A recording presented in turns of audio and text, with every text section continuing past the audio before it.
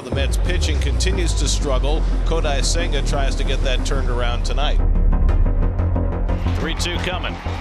In there, strike three called.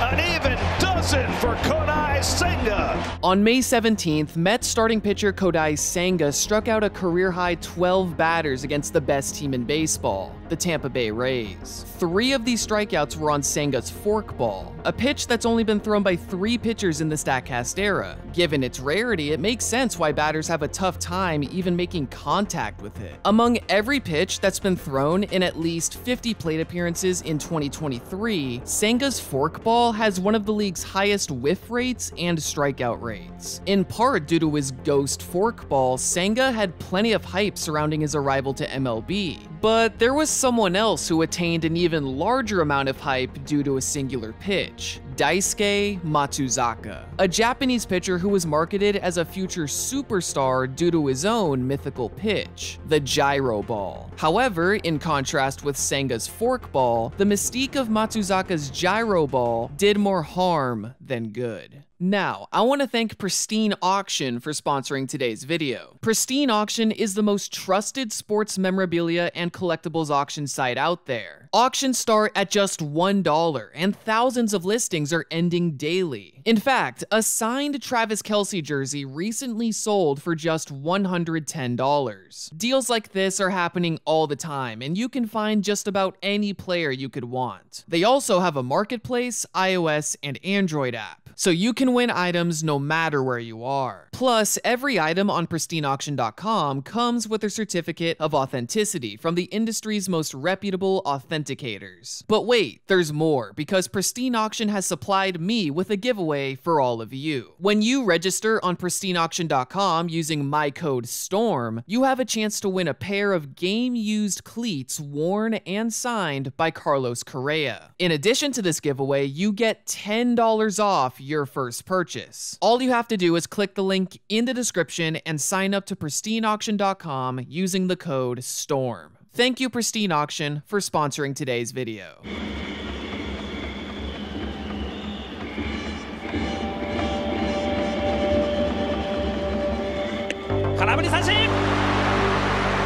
You just saw an 18-year-old Daisuke Matsuzaka strike out future American League MVP Ichiro Suzuki 3 times, meaning Matsuzaka's 3 strikeouts accounted for 6.5% of Ichiro's 1999 strikeout total. An incredible accomplishment. But for the casual Japanese fan at the time, the hype for Matsuzaka had been long established. In 1998, Matsuzaka was a high school senior leading his school through the infamous Summer Koshien Tournament, a 2-week nationally televised high school baseball tournament that attracts tens of thousands of fans per game. In the quarterfinals on August 20th, 1998, Matsuzaka made history by throwing 250 pitches in a 17-inning complete game.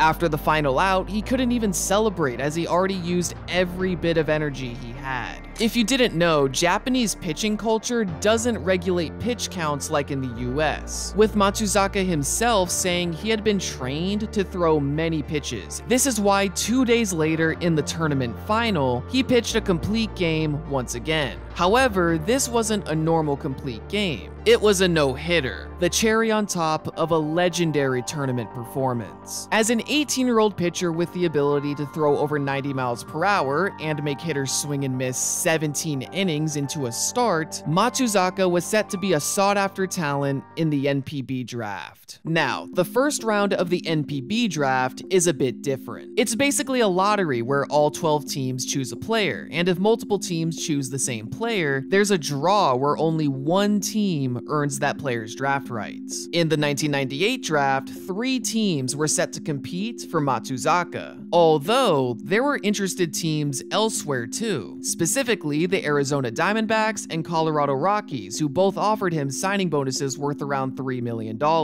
Although, at this point in baseball history, the idea of a player foregoing NPB altogether was unfathomable. Just a few years earlier, in 1995, pitcher Hideo Nomo Saito faked his retirement to leave Japan, becoming the first Japanese MLB player since Masanori Murakami in 1964. Matsuzaka admired Nomo and his risky decision to move to an entirely new environment, but he wasn't ready to take that route, so he signed with the team who won his draft rights, the Seibu Lions. In 8 NPB seasons, Matsuzaka did it all. He was the 1999 Pacific League Rookie of the Year, a 7-time All-Star, led the league in strikeouts and DRA multiple times, won a championship in 2004, and won the Eiji Sawamura Award in 2001, the equivalent of a Cy Young. Although, statistically, this wasn't his best NPB season. That came in 2006. In fact, Matsuzaka gave a preview of this elite season with his performances in the inaugural World Baseball Classic, where he was named the MVP of the tournament. By the 2006 offseason, teams such as the Yankees, Mets, Red Sox, Cubs, and Rangers, among others, were all interested in Matsuzaka's signature. However, signing him wasn't as straightforward as you may think.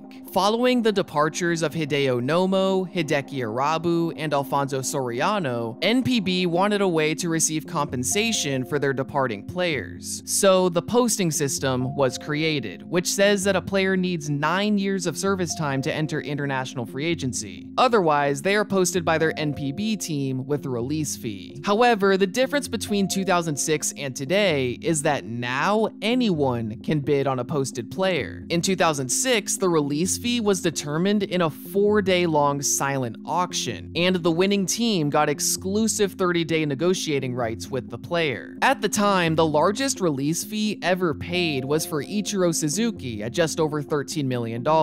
As for Matsuzaka, predictions for his fee ranged from $20 to $30 million. Although the Red Sox thought the Yankees were gearing up to offer as high as $40 million.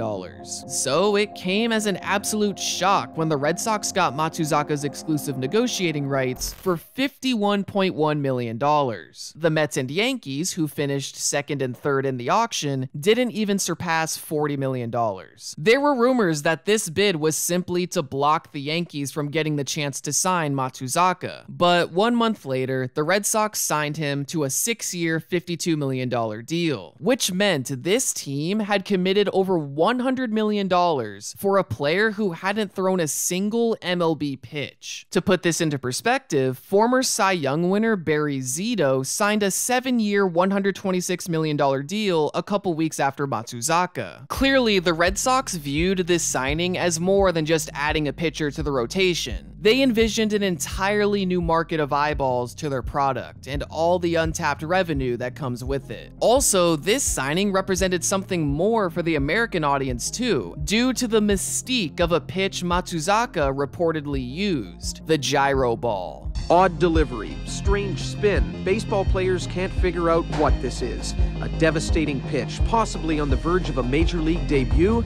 or little more than baseball folklore. The idea of a $100 million commitment towards an unknown pitcher who seemingly threw a pitch that harnessed different physical forces than any other known pitch turned Matsuzaka into one of the most hyped up international players ever. So, what is a gyroball? Well, it was developed through computer simulations by scientist Ryutaro Himeno and pitching coach Kazushi Tezuka. They published their findings in a book called The Secrets of the Miracle Pitch. What makes the gyroball different is that it spins sideways like a football, as opposed to other pitches that have either topspin or backspin. There were reports that the gyroball was able to break as much as 3 feet, but actually the pitch is supposed to stay perfectly straight. The 2-seam version of this pitch, mainly thrown by sidearmers, is supposed to mimic a slider by looking like it's going to break, but instead it goes straight like a fastball. As for the 4-seam version, mainly thrown by overhand pitchers, it's designed to surprise batters with its speed.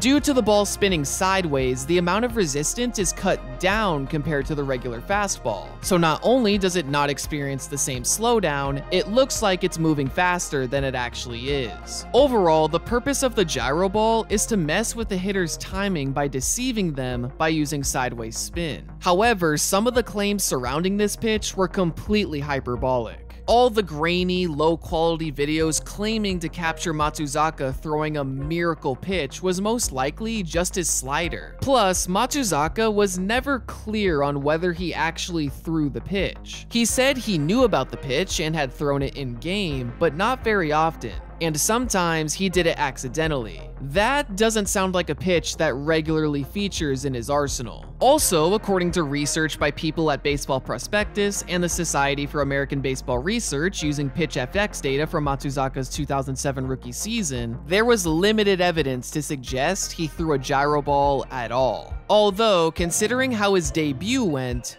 I don't think he needed it. Veritek sets up on the outside corner. Down on strikes goes Gordon. Red Sox manager Terry Francona described the expectations placed on Matsuzaka as unreachable. But don't be fooled, because he was still a very talented pitcher. By his third start, he already had 2 10-strikeout performances, becoming the first rookie since Fernando Valenzuela to strike out 10 or more batters in 2 of his first 3 big league starts. Unfortunately, his following 3 starts doubled his ERA, and ultimately this inconsistent nature plagued the rest of his rookie year. However, not only did these inconsistencies not harm his overall value, he showcased the best version of himself when it mattered most. The 2007 Red Sox tied with the Cleveland Indians for the best record in the league, but it was the Red Sox who won Game 7 of the ALCS, a game started by Matsuzaka, where he allowed only 2 earned runs in 5 innings. Less than a week later, he pitched his best performance of the postseason in Game 3 of the World Series, even getting a 2 RBI single for his first major league hit. The following day, he was a World Series champion.